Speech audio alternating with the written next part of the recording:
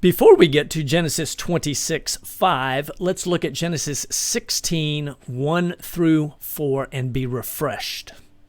Now Sarai, Abram's wife, had borne him no children, and she had an Egyptian maid whose name was Hagar. So Sarai said to Abram, "Now behold, Yahweh has prevented me from bearing children. Please go into my maid. Perhaps I will obtain children through her." And Avram listened to the voice of Sarai. After Avram had lived 10 years in the land of Canaan, Avram's wife, Sarai, took Hagar, the Egyptian, her maid, and gave her to her husband Avram as his wife. He went into Hagar, and she conceived. And when she saw that she had conceived, her mistress was despised in her sight. Avram has 2 wives at this point. Genesis 22:5 says of Abraham, Avraham. Now Avraham gave all that he had to Isaac, but of the sons of his concubines, Avraham gave gifts while he was still living and sent them away from his son Isaac eastward to the land of the east.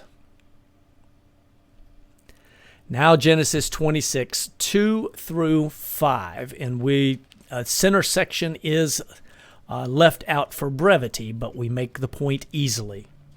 Starting in verse 2, Yahweh appeared to Isaac and said, "I will establish the oath which I swore to your father Abraham, because Abraham obeyed me and kept my charge, my commandments, my statutes, and my laws," or Torah, Torot, plural. Therefore, Abraham went into Hagar, who conceived and bore a son. Abraham also had concubines who bore sons.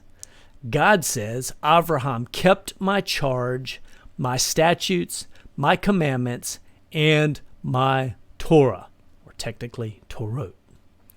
Polygyny cannot be a sin because God here condones it.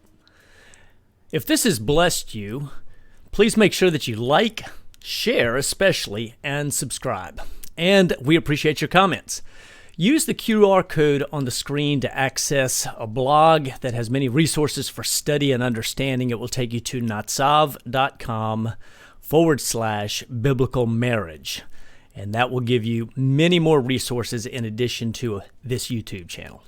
For King and Kingdom, I bid you shalom.